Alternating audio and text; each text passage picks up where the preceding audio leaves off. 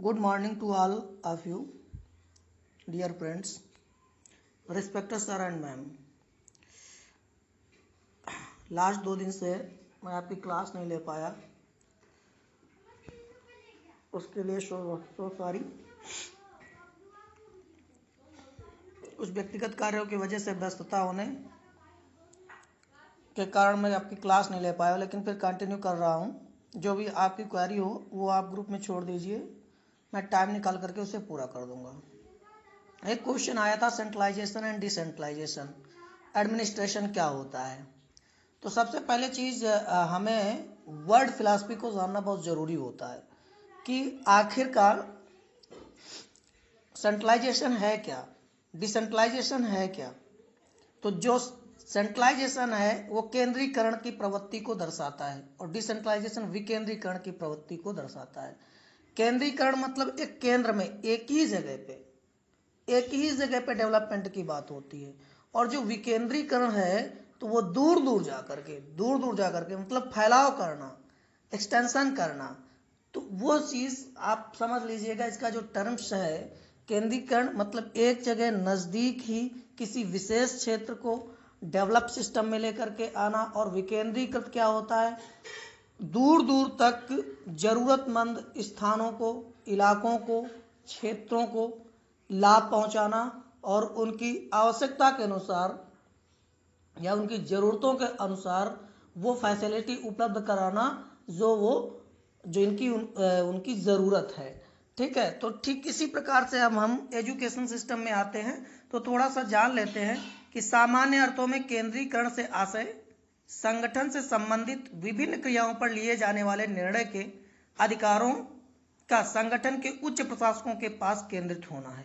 इसके अंतर्गत संपूर्ण सत्ता, उत्तरदायित्व एवं नियंत्रण इत्यादि समस्त शक्तियां केंद्रीय शक्ति के हाथों में रहती है। देखिए, इसमें जो हमारा अथॉरिटी है, जो पावर है, वो केंद्र में एक लोग के पास रहती है। जैसे आप लोगों ने मैनेजमेंट लेवल पढ़ा है, लेवल ऑफ द मैनेजमेंट, प्रबंधन के स्तर, उच्च प्रबंधन स्तर और मध्य प्रबंधन स्तर और निम्न प्रबंधन स्तर। तो देखिए, जो मैनेजमेंट सिस्टम है तो ऊपर से लेकर के नीचे तक जो एक सर्किल आ रही है या जो चैन आ रही है, ये चैन एक दूसरे से कहीं ना कहीं लिंक है, लेकिन पूरे निर्णय लेने के अगर अधिकार, रिस्पॉन्सिबिलिटी, अथॉरिटी सब केवल हाई लेवल या उच्च प्रबंधन स्तर के पास है, तो ये इस प्रकार की व्यवस्था आपकी सेंट्रलाइज हो जाती है, सेंट्रलाइजेशन के अंतर्गत आती है, केंद्रीय सत्ता के अंतर्गत आती है। मतलब केंद्रीकरण इस प्रक्रिया को कहते हैं। तो केंद्र में रह करके कोई निर्णय लेना या कोई निर्णय देना, तो यह केंद्रीकरण की प्रक्रिया होती है। थोड़ी देर के लिए आप इस चीज को मान सकते हैं। जैसे हम देख सकते हैं कि उन चीजों को लेते हैं जिनका एक्सटेंशन किया जाना बहुत जरूरी होता है। अब अपने राष्ट्र की जो व्यवस्था है, हमारा जो देश है, जो राष्ट्र चल रहा है, वो किस प्रकार से चल रहा है। केंद्रीय शक्ति या केंद्र जब कोई निर्णय लेता है, केंद्र की सरकार कोई निर्णय लेती है तो वो पूरी तरह से पूरे देश में उसे लागू किया जाता है।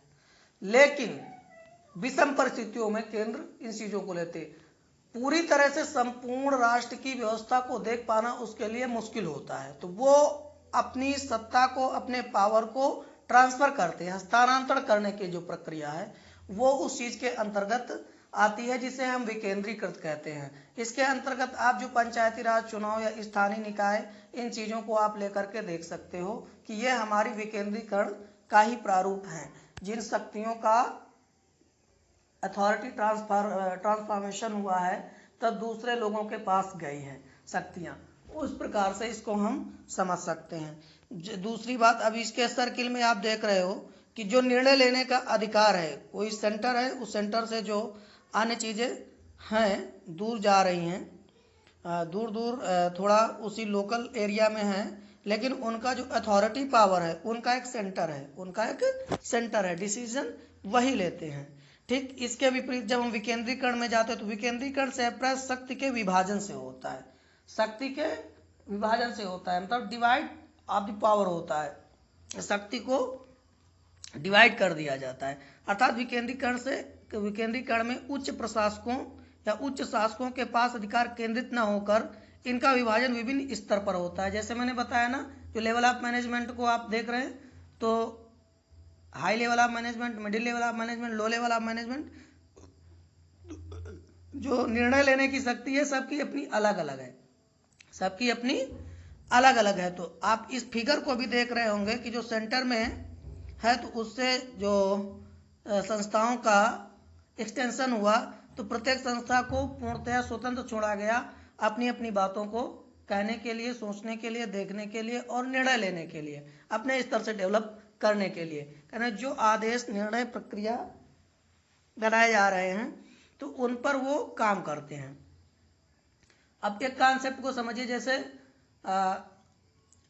आपका विश्वविद्यालय CSAM विश्वविद्यालय है, इसकी गाइडलाइन जारी है, लेकिन ये कानपुर के लिए तो देखा जाए शैक्षिक व्यवस्था में तो सेंट्रलाइजेशन में आता है, केंद्रीकरण के अंतर्गत आता है। लोगों के लिए आदेश पारित कर दे या पूरी शक्ति के साथ उनको आदेश दे सकता है, लेकिन ये उत्तर प्रदेश के कई जिलों में इसका एक्सटेंशन है, तो मुश्किल हो जाता है इसके लिए हर जगह पे अपने आदेशों को लागू करके उसके रिस्पांस को समझ पाना। तो इसलिए ये क्या करता है, अपनी शक्तियों को विभाजित कर देता है, अपनी शक्तियों अथॉरिटी दे देता है। ठीक, आप डिसेंट्रलाइजेशन में समझिए, जैसे आपका केंद्रीय विश्वविद्यालय, स्टेट यूनिवर्सिटी हो गई कानपुर, अब इसके कितने महाविद्यालय हैं, जितने भी महाविद्यालय अलग अलग डिस्ट्रिक्ट में हैं, अलग अलग क्षेत्रों में हैं, तो वो काम क्या कर रहे हैं, वो शिक्षा के क्षेत्र में कार्य कर रहे हैं, वो अपने हिसाब से डिसीजन लेने को तैयार हैं। इनकी जो गाइडलाइन है कि एग्जाम कब होगा, करिकुलम क्या होगा, ये सब चीजें इन पर क्लियर होती हैं। लेकिन हाँ, एग्जाम कब होगा, कोई परिस्थिति ऐसी आती है या करिकुलम क्या होना चाहिए, तो ये लोग क्या करते हैं, जो डिसीजन है, डिसीजन मेकिंग पावर, वो निचले स्तर से लेते हैं, मतलब निचले स्तर से भी लेने का प्रयास करते हैं। और निचले स्तर के लोग अपनी संस्थाओं को संचालित करने के लिए पूर्णतः स्वतंत्र होते हैं, वो टाइमिंग को अपडेट कर सकते हैं, वो अपने विशेष निर्णय के आधार पर प्रबंधन अपना सकते हैं। तो ये चीज क्या है, डिसेंट्रलाइजेशन के अंतर्गत आती है, इसको हम डिसेंट्रलाइजेशन में कह सकते हैं।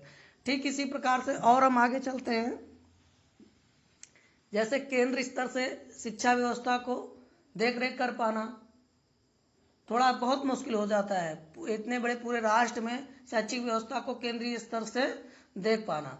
तो केंद्र स्तर से इसका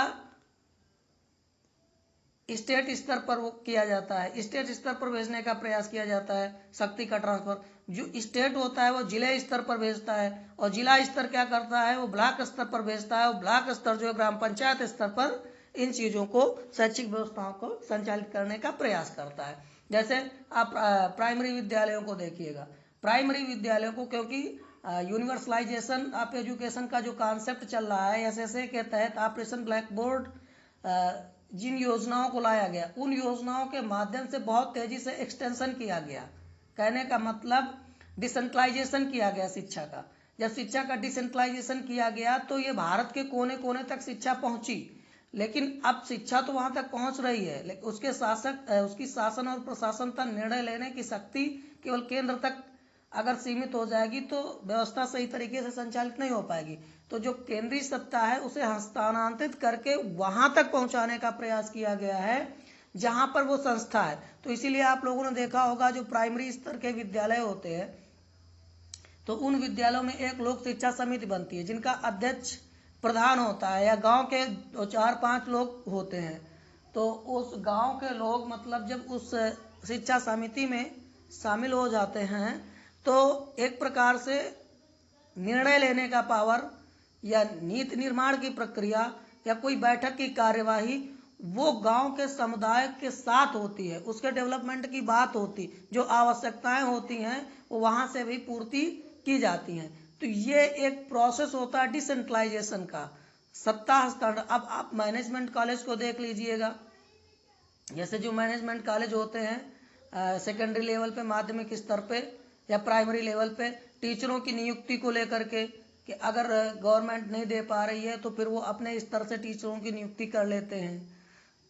मैनेजमेंट में आप देख सकते हैं कि किस प्रकार से लोग विज्ञप्ति निकालते हैं, विज्ञप्ति निकालने के बाद फिर अपने लोगों का सिलेक्शन करते हैं। तो ये क्या अथॉरिटी यहाँ पर दे दी गई है, तो उस अथॉरिटी के माध्यम से इन व्यवस्थाओं को संचालित किया जा रहा है। तो ये डिसेंट्रलाइजेशन है, ये जो कॉन्सेप्ट है डिसेंट्रलाइजेशन है। डिसेंट्रलाइजेशन मतलब एक्सटेंशन करना, फैलाना चीज़ों को, और फैला करके उन्हें सही तरीके से प्रशासित करना। इसके लिए एक विशेष स्ट्रक्चर तैयार करना जो गुड एडमिनिस्ट्रेशन को फॉलो करे। अब इसके बाद हम थोड़ा सा ये कह सकते हैं कि केंद्रीकरण के लाभ और विकेंद्रीकरण के लाभ। जो केंद्रीकरण, इसमें क्या होता है कि सामान्य कार्य पद्धति लागू की जाती है, संपूर्ण क्षेत्र में समान कार्य पद्धति, क्योंकि स्वयं में अपना अकेले इसको निर्णय लेना होता है और निर्णय लेकर के जो कार्य प्रणाली है उसको लागू कर देता है। अब जैसे सामान्य कार्य प्रणाली में शिक्षा के क्षेत्र में 10+2+3 ये एक स्ट्रक्चर ढांचा तैयार किया गया था जो बहुत तेजी से चल रहा था, पूरे देश में यही स्ट्रक्चर चल रहा था। तो ये सामान्य कार्य प्रणाली है, सामान्य एजुकेशन का स्ट्रक्चर था। लेकिन अब जो एमपी नेशनल पॉलिसी एजुकेशन 19 आई है, इसने इस स्ट्रक्चर को चेंज कर दिया। अब जैसे ही लागू हो जाएगी तो ये पूरी तरह से पूरे राष्ट्र में उसी तरह से इसे लागू कर दिया जाएगा। फिर शैक्षिक योजना निर्माण में सुविधा, जो भी एजुकेशनल प्लानिंग करते हैं तो इसमें ये सुविधा रहती है, क्योंकि उन्हीं को डिसीजन लेने होते हैं और अपने डिसीजन के आधार पर चीज़ों को लागू कर देते हैं। लक्ष्य की प्राप्ति की आसानी, लक्ष्य को केंद्रीकरण में और जो उनका गोल डिसाइड हो जाता है उसको आसानी से वो प्राप्त करने में आगे बढ़ जाते हैं। आगे अधिकार उच्च प्रशासक के पास होते हैं। यहाँ पर जो अधिकार है, अथॉरिटी है, वो उच्च प्रशासक के पास होते हैं, उच्च प्रशासकों के पास ही होते हैं सेंट्रलाइजेशन में। अगली बात, शैक्षिक शोध, आंकड़ों व संकलन सूचनाओं में आसानी। जो भी शैक्षिक शोध या आंकड़े या सूचनाओं को प्राप्त करना होता है बहुत जल्दी आसान तरीके से ये लोग प्राप्त कर लेते हैं। वहीं पर विकेंद्रीकरण के लाभ, स्वतंत्रता एवं अभिव्यक्ति। सबसे देखिए डिसेंट्रलाइजेशन बहुत तेजी से चल रहा है और इसके तहत देश में प्रगति भी हुई है, विकास भी हुआ है हर क्षेत्र में। चाहे वो इंडस्ट्रियलाइजेशन में देख लीजिएगा, औद्योगिकरण के क्षेत्र में भी बहुत तेजी से विकास हुआ, वो केवल डिसेंट्रलाइजेशन की वजह से हुआ है। पूरी तरह से उनको अनुमति दी गई और अनुमति दे करके उनको कुछ सत्ता दी गई और वो अपने प्रोडक्शन को या उद्योगों को संचालित करने में आत्मनिर्भर हो पा रहे हैं। तो स्वतंत्रता एवं अभिव्यक्ति, प्रत्येक संस्था या संगठन के लोग अपने अपने स्तर पर स्वतंत्रता पूर्वक अभिव्यक्ति, अपने विचारों की अभिव्यक्ति कर सकते हैं। छिपी प्रतिभाओं का विकास। अब जैसे डिसेंट्रलाइजेशन में जो भी टैलेंट है, हिडन टैलेंट है, वो निकल करके बाहर आ जाता है, उनको अवसर मिल जाता है, पूरी तरह से अवसर मिलता है कोई कार्य करने के लिए। अब अगर जब अवसर ही नहीं मिलेगा तो अगर कार्य करने का अवसर नहीं मिलेगा तो किसी के टैलेंट की जानकारी नहीं हो पाएगी, लेकिन वो सेंट्रलाइजेशन में हो जाता है। सत्ता का हस्तांतरण, पावर ट्रांसफॉर्मेशन, कहने का मतलब जो अथॉरिटी ट्रांसफर होती है वहाँ पे केंद्रीय सत्ता होती थी, केंद्र के हाथ में सत्ता होती थी, यहाँ पर जो पावर है वो हर किसी को निर्णय लेने का अधिकार दे दिया जाता है। स्थानीय लाभ की संभावना, यहाँ पर जिस स्थान पर सत्ता को हस्तांतरित किया गया निश्चित रूप से सर्टेनली वहाँ पर लाभ की संभावनाएं होती हैं। जिस लोकल एरिया में संस्थाओं की स्थापना हो रही है, संगठन कार्य कर रहे हैं, तो वो उस विशेष जोन पे लाभ होने की संभावना बढ़ जाती है। समुदाय के व्यक्तियों पर उत्तरदायित्व, हाँ, ये उस समुदाय विशेष के जो व्यक्ति होते हैं उनकी भी रिस्पॉन्सिबिलिटी बन जाती है। जैसे मैंने बताया कि लोक शिक्षा समिति का निर्माण होता है, तो उस विशेष ग्राम पंचायत के लोगों का या नगर पंचायत के लोगों का जो वहाँ पे रह रहे हैं, जहाँ पर संस्था है, तो उस संस्था की देख रेख करने के लिए उसका जो इंफ्रास्ट्रक्चर है या उनकी जो फैसिलिटीज़ हैं उनको पूरा करने के लिए उनकी भी रिस्पॉन्सिबिलिटी बढ़ जाती है, जिससे समुदाय का लगाव बढ़ जाता है। समुदाय कम्युनिटी रिलेशन बहुत अच्छे हो जाते हैं संस्था के प्रति। फिर नेतृत्व क्षमता का विकास, इससे नेतृत्व क्षमता लीडरशिप आ जाती है। हर किसी के अंदर ऐसे कोई एक ही लीडरशिप करता जैसे चला जा रहा है तो ये दिक्कत होती है। अब क्या है कि पूरी तरह से उसे मौका मिलता है कि आप भी लीडरशिप करें, आप भी लीडरशिप करें, तो इस तरह से लीडरशिप करने का एक अवसर मिलता है।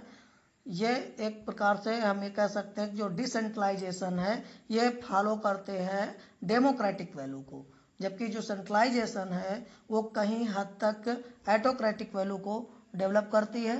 तो इसलिए डिसेंट्रलाइजेशन एक कॉन्स्टिट्यूशनल बॉडी के रूप में काम करता है और हमारे शिक्षा के क्षेत्र में भी इसका एक अपना प्रोसेस है।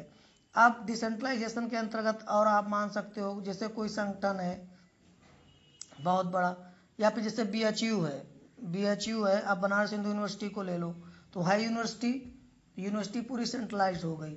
अब इसके अंदर जो डिपार्टमेंट है, अलग अलग डिपार्टमेंट से law department, education department, commerce department, economic department, सब अलग अलग हो गए। तो ये अलग अलग डिपार्टमेंट फैल रहे हैं, एक्सटेंशन हो रहा है इनका।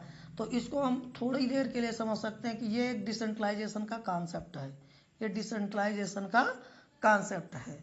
तो इन चीज़ों के आधार पर हम इसको समझ सकते हैं कि नीतियों के निर्माण करने की प्रक्रिया में जब सेंट्रलाइजेशन अपना काम करता है, वहीं पर डिसेंट्रलाइजेशन नीचे के स्तर से निर्णय लेकर के काम करता है। Thank you.